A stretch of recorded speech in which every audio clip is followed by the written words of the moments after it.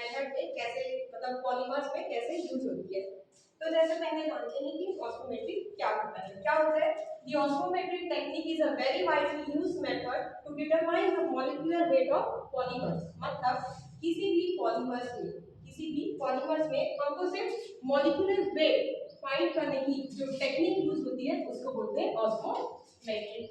ठीक है, वो होती है दो एक टाइप की, जैसे कि मेम्ब्रेन ऑस्मोमेट्री आती है उसमें। अब वही मेम्ब्रेन ऑस्मोमेट्री भी वही बताती है कि पॉलीमर्स में नंबर एवरेज मॉलिक्यूलर वेट को फाइंड करने के लिए यूज होती है मेथड, उसको बोलते हैं मेम्ब्रेन ऑस्मोमेट्री। और ये जो है प्रिंसिपल किस पे बेस करती है? ऑस्मोसिस पर बेस होती है। सबको पता है ऑस्मोसिस क्या होती है, फिर भी मैं बता रही हूँ कि क्या होता है ऑस्मोसिस। यहाँ तक सबको क्लियर है? इसका डेफिनेशन है प्रिंसिपल बेस होती है ऑस्मोसिस की। तो देखते हैं ऑस्मोसिस क्या होती है। हमने एक कंटेनर लिया, मतलब दो पार्ट में डिवाइड किया, एक ए है और एक बी है, दोनों में ही सॉल्यूशन है। और सॉल्यूशन क्या से मिलता है? Solvent plus solution. ठीक है, अब ऑस्मोसिस क्या होती है? ऑस्मोसिस का डेफिनेशन क्या होता है? वाटर पार्टिकल्स जो होती है वो लो कंसंट्रेशन से हाई कंसंट्रेशन की तरफ पास होती है, उसको बोलते हैं osmosis with the help of semi permeable membrane. बीच में सेमी परमेबल मेम्ब्रेन लगा दिए, तो जैसे कि लो से हाई की तरफ, मान लो यहाँ पे 90% जो है सॉल्वेंट है और 10% सॉल्यूट। सेम हियर एक कंटेनर में देखते हैं, यहाँ पे है 60% जो है वो सॉल्वेंट है और 40% जो है सॉल्यूट। तो फ्लो किधर होगा? B2A, क्योंकि इसकी कंसंट्रेशन सॉल्यूट यहाँ पे तो 10% है, यहाँ पे 40% है ना। पहले बताई थी कि लो कंसंट्रेशन से हाई कंसंट्रेशन की तरफ पास होना with the help of semi permeable membrane. इस मेम्ब्रेन सिर्फ सॉल्वेंट पार्टिकल को ही अलाउ करती है इधर ट्रांसफर होने के लिए। तो ट्रांसफर कैसे होगा वाटर पार्टिकल्स का? B to A, B से A की तरफ। सेम हियर, फिर कुछ ले लेंगे, मान लो यहाँ पे 80 है सॉल्वेंट, यहाँ पे 75 है, 70 है, फिर भी उसकी कम है, इसकी ज्यादा है कंसंट्रेशन, फिर से ये पास होते जाएगी होते जाएगी होते जाएगी। एक ऐसा टाइम आएगा जब दोनों के बीच में इक्विलिब्रियम हो जाएंगे। मान लो इधर भी 75% हो जाएगी और इधर भी 75% हो जाएगी, तो दोनों साइड से फोर्स सेम अप्लाई होगा, मतलब प्रेशर अप्लाई होगा। जो यहाँ पे प्रेशर फॉर्म होता है उसको बोलते हैं ऑस्मोटिक प्रेशर। बेसिकली ऑस्मोसिस होता ही यही है, पार्टिकल्स का मूवमेंट होना हायर लोअर कंसंट्रेशन से हायर कंसंट्रेशन की तरफ। सेम लिखा हुआ यहाँ पे, a semi permeable membrane is a place between a pure solvent or a solution and a movement of solvent take place from lower concentration to higher concentration। Same बताई, pure दो solution लिए, बीच में एक semi permeable membrane है जो कि solvent particle को allow करती है लोअर से हायर की तरफ पास होने के लिए।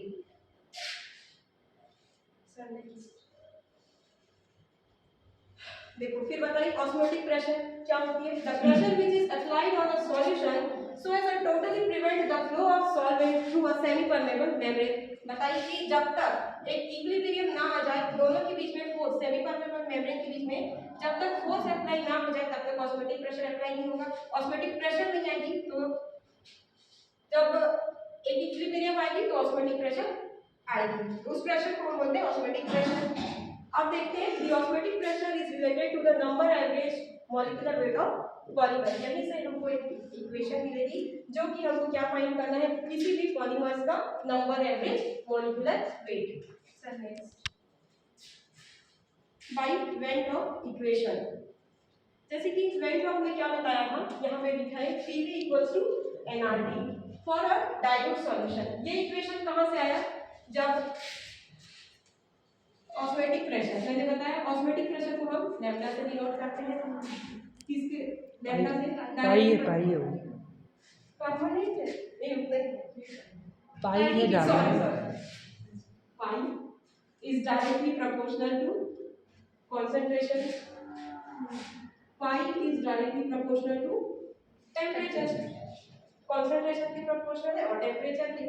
तो it means जो pi है osmotic pressure है वो किसके डायरेक्टली प्रोपोर्शनल है? concentration और temperature के बीच। तो जब हम किसी भी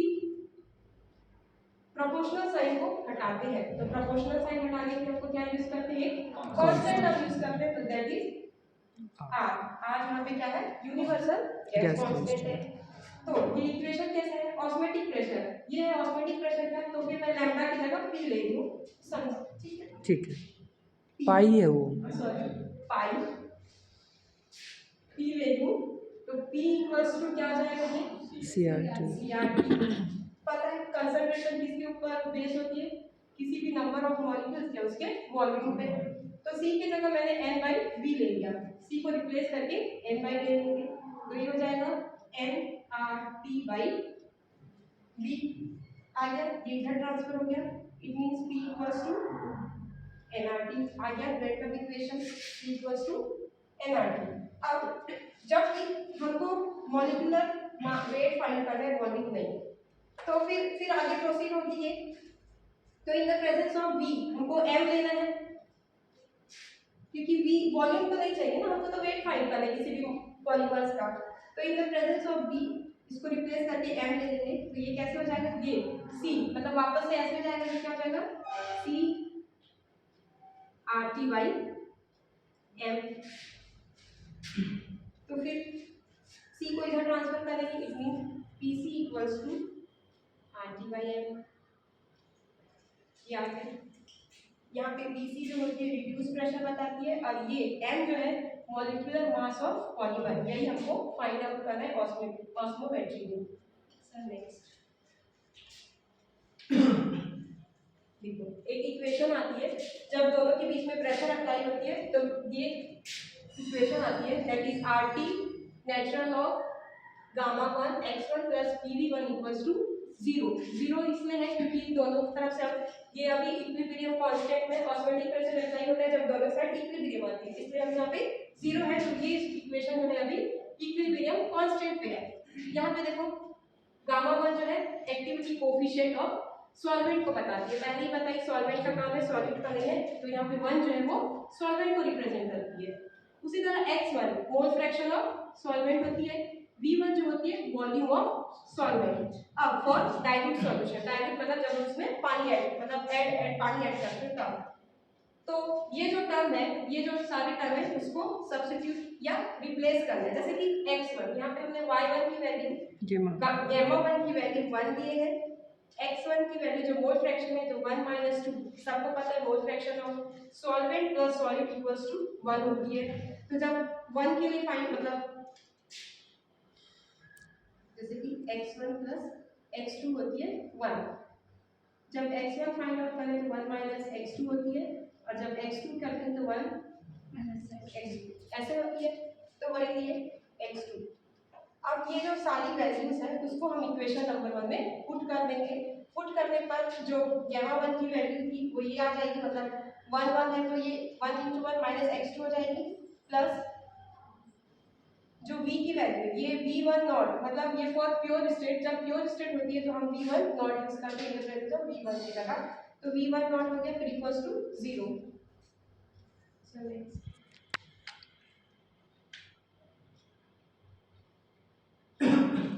वो टर्म आई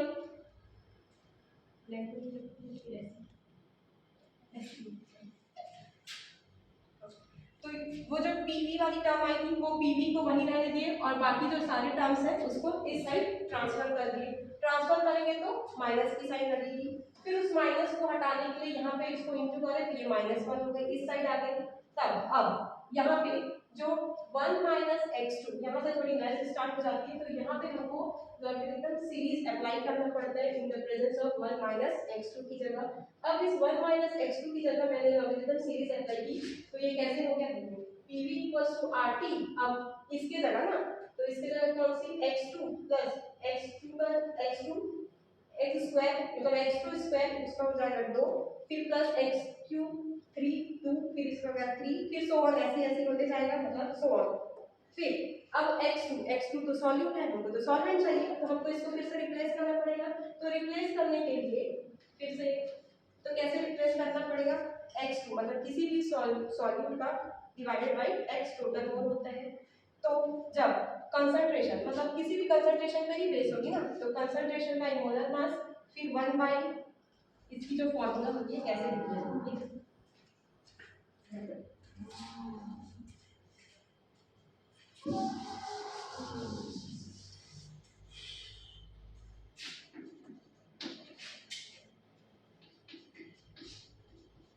टोटल, तो कंसंट्रेशन पे बेस होती है, तो कंसंट्रेशन ऑफ सॉल्यूट और divide molecular weight upon 1 by उसकी वॉल्यूम से प्लस फिर से कंसंट्रेशन ऑफ सॉल्यूट।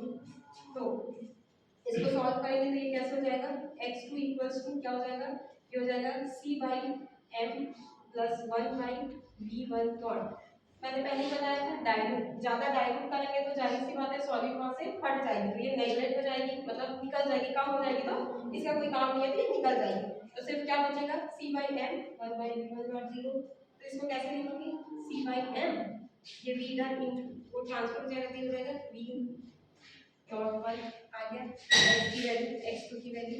अब जितने भी टर्म की जगह, जितने भी जगह x2 है उसको रिप्लेस कौन से वर्ड करेगा, c1 by v not m।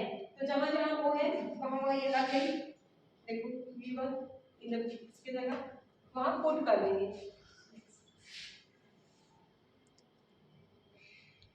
अब इस टर्म में v1 नॉट m पुट किए, अब v1 नॉट जो है वो कॉमन ले लेंगे, मतलब सब में सेम है तो वो उस टर्म को कॉमन ले लेंगे।